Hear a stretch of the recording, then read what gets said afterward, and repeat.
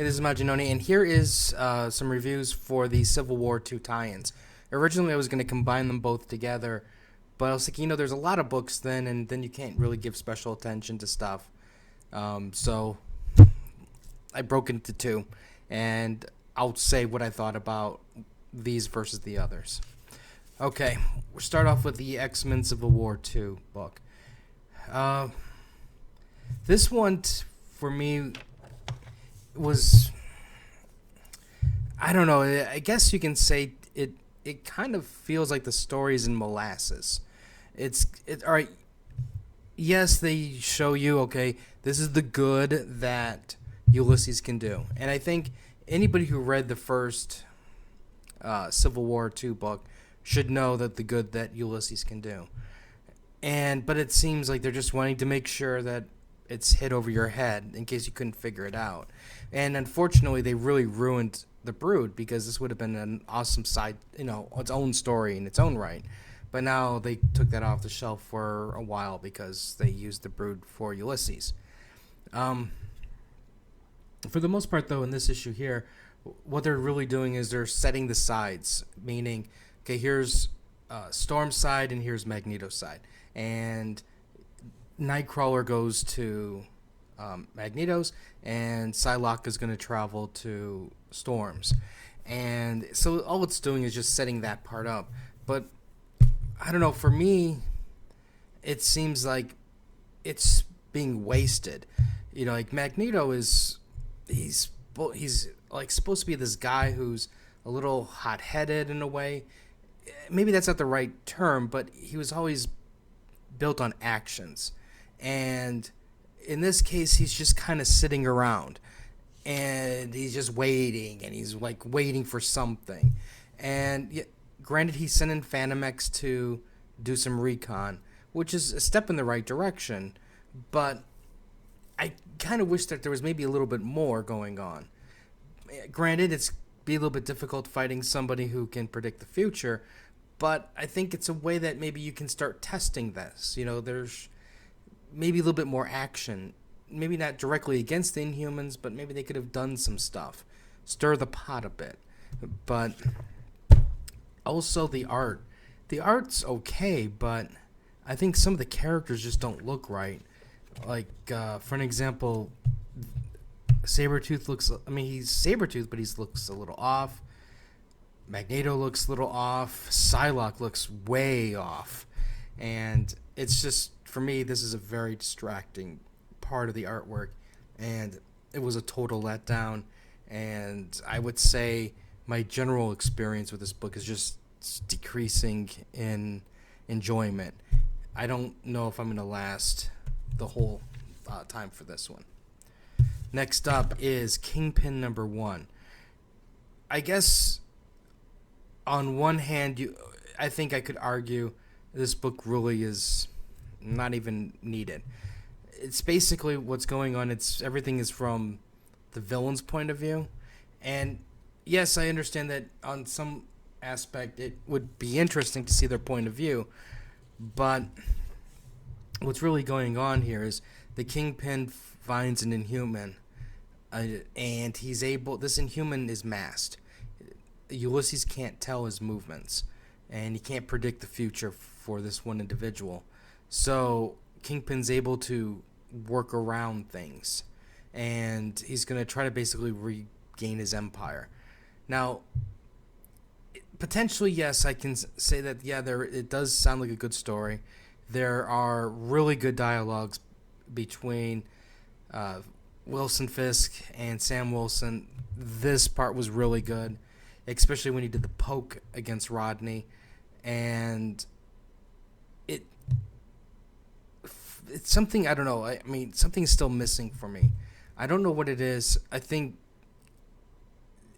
guess one of my major hangups is that I'm feeling that it's just this title that's thrown out there just to be the money grab for the Civil War II tie-in. And when I look at this artwork's really bad at times. It's just really bad. And I think that, to me, it just seems not a polished title. Now, depending upon where this thing goes, I think maybe potentially can really be interesting, especially if you have somebody, like a criminal organization that can't be discovered. We know what their plans are, but at the same time, we already know what's going to happen. This here is going to be very minor compared to everything else that's going on. So that's I guess another reason why I'm thinking, why was this book necessary? But I'm willing to give it a little bit more time to air out a little bit. See if something interesting progresses. This here is probably one of my favorite tie-ins, but it's honestly speaking, it's kind of part of it's kind of a really bad marketing thing where they're showing there's like the conflict between Jessica and Carol at the beginning, but in the truth of the matter is there's no real problems between the two. Jessica is off in Canada and she's exploring or looking into the Wendigo problem, and they're at a lodge, and then there's like a banquet, and this banquet was freaking amazing. It's right out of a horror story, and it was everything that I'd hoped and dreamed it would be. It was fantastic, and the Wendigos appear. And while that's going on, Carol's like, okay, look, I've had it that you're avoiding me, and now we need to talk. So this, to me, was a really, really strong book. Everything about it, and totally enjoyed. Art, writing, everything. Highly recommend Spider-Woman, but I think if anything, again, you could argue this is an unnecessary tie-in because basically Carol just wants Jessica to investigate Ulysses' predictions. Now, again, you can argue, well, of course you're going to need this. You're going to need somebody to investigate what's being said. And granted, that's true, but we already know how it's going to how all these pieces are going to lay out. And I don't think you really need to tie this in, but we'll see. Spider-Woman, though, regardless, has just been one of the best that Marvel's been putting out. And finally, Invincible Iron Man Road to the Civil War. This, to me, I felt kind of cheated. Because this really isn't necessarily a tie-in, like a road to. I mean, for the most part, it's where's Tony Stark? You have the board of trustees, investors, they're pissed off because Tony's AWOL. You have Avengers going, where is Tony? They know that they're tied in with the very shady organization, so they basically just come in and lay waste. That page was decent, but that's basically the gist of the story. Where's Tony? But in the middle somewhere, we get a little glimpse of the future Iron Man. Now, on one hand, this would have been really good if it came out before the announcement today that Tony's stepping down or being replaced, and there will be a new Iron Man, and they showed who the person is, and coincidentally, it's the person in this book. So it is what it's like wasted, totally wasted. That little couple pages. Anyways, as a whole, I will say this: the Civil War books for me are mixed bag. I don't think they're necessarily the strongest books. I think you're going to find a lot of people think that they're just average as a whole. To me, it just seems like Marvel is just throwing, okay, what can we throw Civil War on? What can we put in out as a tie-in? Let's just make it happen. We need to get numbers up for everything.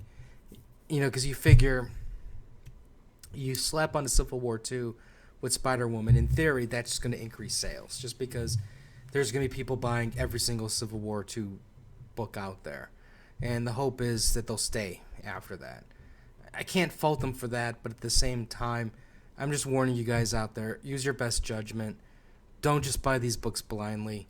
You're going to get burned more often than not. On the other hand, it doesn't hurt just to try and sample it, but make sure you pull out it once that and drop that book. Once that spider sense tingles and you know it's going bad, just drop it. Don't even look back, because if you've been reading long enough, you know when it goes bad. It never gets good for a long time.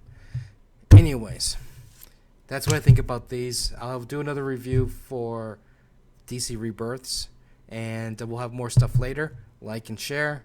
Let me know what you thought was your favorite Civil War II tie-ins, and until next time.